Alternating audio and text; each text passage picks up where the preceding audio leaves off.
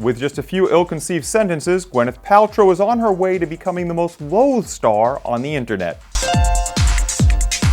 What's up guys, I'm John Bastow, and this is Buzz 60. While celebs like Justin Bieber and Chris Brown make headlines for everything from felony assault to drunk driving, I think they still have more fans than Gwyneth Paltrow, whose latest verbal slip was telling E! News she thinks being a mom with a regular job is not as challenging as being on a movie set. That set the web on fire with a common word: hate.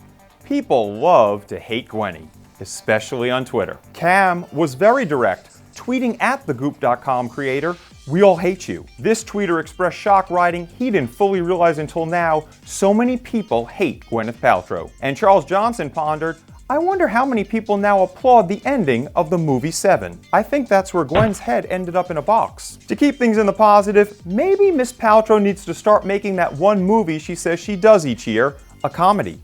Buzz 60. Now you know. Pass it on.